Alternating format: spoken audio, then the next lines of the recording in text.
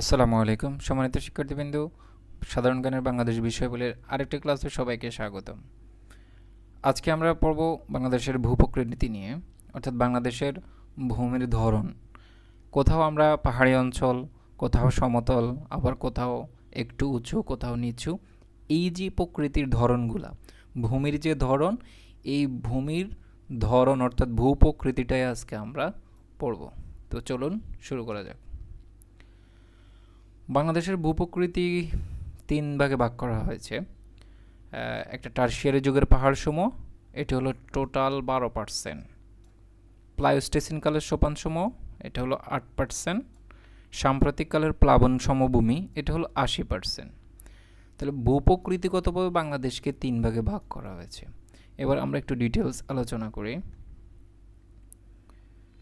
দেখেন, টারশিয়ারি যুগের পাহাড়সমূহ হলো কি?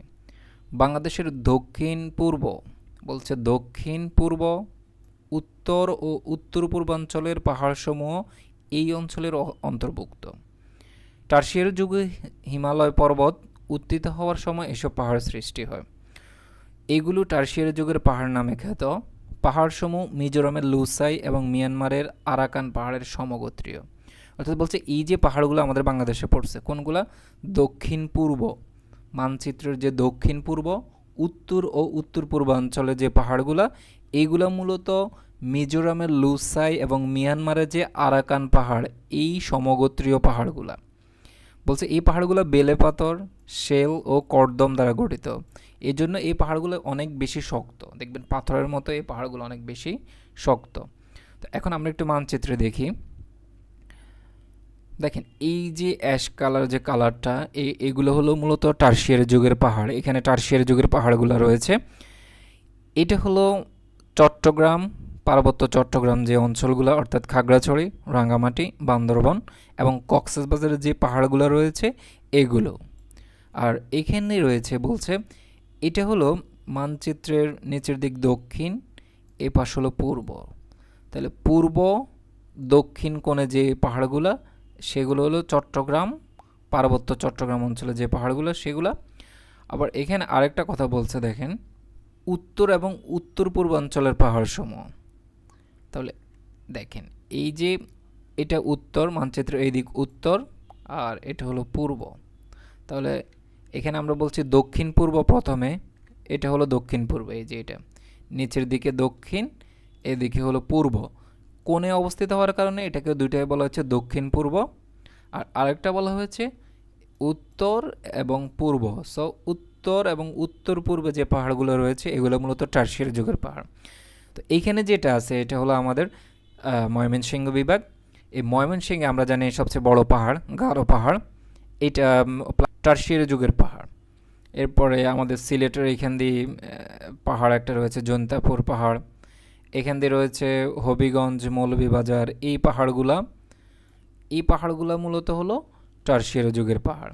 তাহলে আমরা একটু দেখি, টারশিয়ারি যুগের পাহাড়সমূহকে দুই ভাগে ভাগ করা হয়েছে। একটা আমরা বলছি দক্ষিণ পূর্বাঞ্চলে যে পাহাড়গুলো, অর্থাৎ খাগড়াছড়ি, রাঙ্গামাটি, বান্দরবান, কক্সবাজার এবং চট্টগ্রামে যে পাহাড়গুলো রয়েছে, অর্থাৎ চট্টগ্রাম এবং পার্বত্য চট্টগ্রাম, কক্সবাজারে যে পাহাড়গুলো রয়েছে এগুলো টারশিয়ারি যুগের পাহাড়। আরেকটা হলো উত্তর ও উত্তর পূর্বাঞ্চলের পাহাড়সমূহ। আমরা বলছিলাম ময়মনসিংহ এবং নেত্রকোনা জেলার উত্তরাংশ, সিলেট জেলার উত্তর ও উত্তর পূর্বাংশ এবং মৌলভীবাজার ও হবিগঞ্জ জেলার দক্ষিণ অঞ্চল। এই যে আমরা মানচিত্র যেগুলো দেখাইছি, এই যে এগুলা ময়মনসিংহ, নেত্রকোনা, এখান দিয়ে সিলেট, এখান দিয়ে হবিগঞ্জ, মৌলভীবাজার, এই যে অ্যাশ কালার যে চিহ্নগুলো, এগুলো হলো টারশিয়ারি যুগের পাহাড়সমূহ আমাদের দেশে পড়েছে। আর এইটা হলো পুরাটা একদম পার্বত্য চট্টগ্রাম এবং পার্বত্য চট্টগ্রাম, যেটা খাগড়াছড়ি, রাঙ্গামাটি, বান্দরবান এবং কক্সবাজার, এই জেলাগুলো নিয়ে টারশিয়ারি যুগের যে পাহাড়গুলো ওইগুলো রয়েছে। প্লায়োস্টেসিনকালের সোপান যদি আমরা দেখি, প্লায়োস্টেসিনকালের সোপান যেগুলো হলো, যেমন উত্তর পশ্চিমাংশের বরেন্দ্রভূমি, মধ্যভাগের মধুপুর এবং ভাওয়ালের গড় এবং কুমিল্লা জেলার লালমাই পাহাড় এই অঞ্চলের আওতাভুক্ত। বলছে বাংলাদেশের মোট ভূমির প্রায় 8%, মোট ভূমির 8% হলো প্লায়োস্টোসিনকালের সোপান এলাকা নিয়ে গঠিত। আনুমানিক 25,000 বছর পূর্বের সময়কে প্লায়োস্টোসিন কাল বলা হয়। এই অঞ্চলের উচ্চভূমিকে 3 ভাগে ভাগ করা হয়, যেটা দেখেন। তাহলে আমরা বলতে পারি প্লায়োস্টোসিন কালের সোপান সময়কে 3 ভাগে ভাগ করা যায়। একটা হলো বরেন্দ্রভূমি, মধুপুর ও ভাওয়ালের গড়, আর একটা হলো লালময় পাহাড়। তাহলে এখন আমরা একটু অবস্থানগুলো দেখি।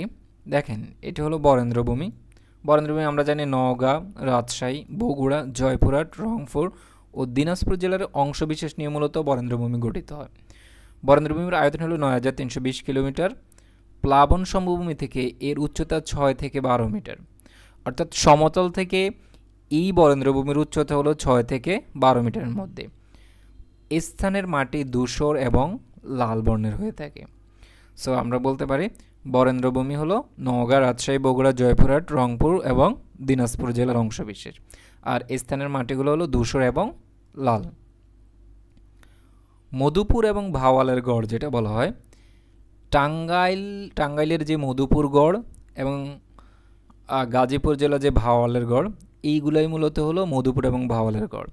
টাঙ্গাইল ও ময়মনসিংহ জেলার মধুপুর এবং গাজীপুর জেলার ভাওয়ালের গড় অবস্থিত।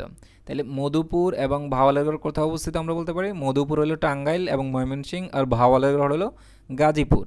এর আয়তন হলো 4,103 বর্গ কিলোমিটার। সমভূমি থেকে এর উচ্চতা প্রায় 30 মিটার, অর্থাৎ সমতল থেকে এর উচ্চতা হবে 30 মিটার। এই অঞ্চলের মাটিও ধূসর এবং লাল বর্ণের হয়ে থাকে।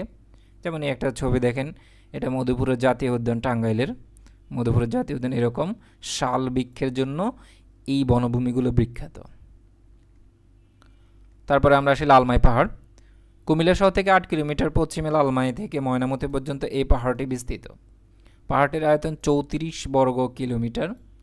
এই পাহাড়ের গড় উচ্চতা 21 মিটার। এই অঞ্চলের মাটিরও বৈশিষ্ট্য লালচে থাকবে এবং মাটি নুড়ি, বালি এবং কঙ্কর মিশ্রিত থাকবে। এই যে দেখেন, এটা লালমাই পাহাড়, এটাও লালমাই পাহাড়, এটাও লালমাই পাহাড়। দেখেন মাটির কালারগুলো কিন্তু লালচে। বলছে এটার মাটির বৈশিষ্ট্য হলো নুড়ি থাকবে, বালি থাকবে এবং কঙ্কর মিশ্রিত। এটা কুমিল্লা শহর থেকে 8 কিলোমিটার দূরে, অর্থাৎ কুমিল্লা লালমাই পাহাড়। তাহলে আমরা বলতে পারি প্লায়োস্টোসিন কালের যে সোপান সেটা 3টা, বরেন্দ্রভূমি, মধুপুর ও ভাওয়ালের গড় এবং লালমাই পাহাড়। তো আমরা একটু ম্যাপে দেখি। দেখেন এই যে এই অংশগুলো ডট ডট অংশগুলো কালো, এগুলো হলো বরেন্দ্রভূমি।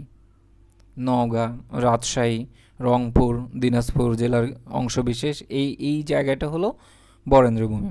আর এই যে এইখানে যেটা দেখতে পাচ্ছেন এটা হলো গাজীপুর এবং টাঙ্গাইলের মধুপুর এবং ভাওয়ালের গড়, এই যে এইটা। আর এখানে একটা জেলা আছে কুমিল্লা জেলা, এই কুমিল্লা জেলা লালমাই পাহাড়টা হলো এখানে।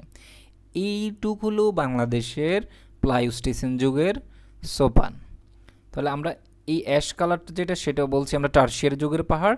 আর এই যে ডট ডট ডট ডট বরেন্দ্রভূমি, ভাওয়ালের গড় আর লালমাই পাহাড়, এই অংশটুকু বাদে আর যত অংশটুকু আছে সবগুলো হলো সাম্প্রতিককালের প্লাবন সমভূমি। তাহলে এবার আমরা যদি দেখি সাম্প্রতিককালের প্লাবন সমভূমি, যেটা বাংলাদেশের প্রায় 80% ভূমি নদী বিদ্যুৎ এক বিস্তীর্ণ সমভূমি, অর্থাৎ আমরা বলতে পারি 80%ই সমভূমি। যেটা আচ্ছা, সাম্প্রতিককালের প্লাবন সমভূমি বলতে কি বোঝায়? আমাদের দেখেন, এই দেখেন সমস্ত ভূমির উপর দিয়ে অসংখ্য নদী প্রবাহিত হওয়ার কারণে এইখানে বর্ষাকালে বন্যার সৃষ্টি হয়। যেমন আমাদের দেশে বর্ষাকালে নদীর পানি বেড়ে গিয়ে বন্যার সৃষ্টি হয়। বছরের পর বছর এভাবে বন্যার পানির সঙ্গে পরিবাহিত পলিমাটি সঞ্চিত হয়ে এই প্লাবন সমভূমি গঠিত হয়েছে। এই প্লাবন সমভূমির আয়তন প্রায় 1,24,266 বর্গ কিলোমিটার। তাহলে সমগ্র সমভূমির মাটির স্তর খুব গভীর এবং ভূমি খুবই উর্বর। তাহলে আমরা বলতে পারি এই যে বর্ষাকালে নদীগুলোর মধ্যে অতিরিক্ত পানি প্রবাহের কারণে বন্যা হয়, অর্থাৎ ওই সমভূমি প্লাবিত হয় বন্যার পানিতে। ওই বন্যার পানির প্লাবনের সাথে অনেকগুলো পলিমাটি এসে এখানে জমা হয়। একসময় এরকম আস্তে আস্তে আস্তে আস্তে এগুলো জমে এই সাম্প্রতিককালের প্লাবন সমভূমি সৃষ্টি হয়েছে। এবং এই মাটির স্তরগুলো খুবই গভীর এবং ভূমি খুবই উর্বর, এজন্য এইগুলোতে অনেক বেশি ফসল উৎপন্ন হয়। তো আমরা একটু সামারি করে আসব। ওভারঅল যে সামারি, আমরা প্রথমে বলতে পারি ভূপ্রকৃতিভাবে বাংলাদেশকে 3 ভাগে ভাগ করা হয়েছে। একটা টারশিয়ারি যুগের পাহাড়, প্লাইস্টোসিন কালের সোপান এবং সাম্প্রতিককালের প্লাবন সমভূমি, এটা একটু মনে রাখবেন। তারপর আমরা বলছি টারশিয়ারি যুগের পাহাড়সমূহ। টারশিয়ারি যুগের পাহাড়গুলো হলো কোনগুলো? দেখেন আপনি জেলা মনে রাখবেন, খাগড়াছড়ি, রাঙ্গামাটি, বান্দরবান, কক্সবাজার এবং চট্টগ্রামে যে পাহাড়গুলো আছে সেগুলা, এবং ময়মনসিংহ এবং নেত্রকোনা জেলা যে পাহাড়গুলা, সেই সাথে সিলেট, মৌলভীবাজার, হবিগঞ্জ জেলায় যে পাহাড়গুলো রয়েছে সেগুলো মূলত টারশিয়ারি যুগের পাহাড়সমূহ। প্লাইস্টোসিন কালের সোপান আমরা বলছি এটা 3 ভাগে ভাগ করছে, একটা বরেন্দ্রভূমি, মধুপুরের ভাওয়ালের গড় এবং লালমাই পাহাড়। তো বরেন্দ্রভূমি হলো নওগাঁ, রাজশাহী, বগুড়া, জয়পুরহাট, রংপুর এবং দিনাজপুরের যে অংশগুলো সেগুলো হলো বরেন্দ্রভূমি। এই ভূমির মাটি ধূসর এবং লাল, এতটুকু মনে রাখলে হবে। মধুপুর এবং ভাওয়ালের গড় থেকে আমরা বলছি টাঙ্গাইলের মধুপুর গড় এবং গাজীপুরের ভাওয়ালের গড়, এইটারও মাটি ধূসর এবং লাল, এতটুকু মনে রাখলে হবে। লালমাই পাহাড় থেকে কুমিল্লা শহর থেকে 8 কিলোমিটার দূরে লালমাই পাহাড়। এই লালমাই পাহাড়ের রঙও লালচে, নুড়ি, বালি এবং কঙ্কর মিশ্রিত, এতটুকু মনে রাখলে হবে। তাহলে আমরা প্লাইস্টোসিনের সোপান বলতে পারি 3টা, একটা বরেন্দ্রভূমি, আরেকটা টাঙ্গাইলের মধুপুর গড় ও গাজীপুরের ভাওয়ালের গড় এবং কুমিল্লা লালমাই পাহাড়, এই 3টা প্লাইস্টোসিন কালের সোপান। শেষ, আপনাকে এটুকু মনে রাখলেই হবে। আর বাকি যতটুকু থাকবে সেটা হলো সাম্প্রতিককালের প্লাবন সমভূমি। এটা একটু পড়বেন যাতে আপনারা বুঝতে সহজ হয়, এই জন্য এই লেখাটুকু দেওয়া হয়েছে।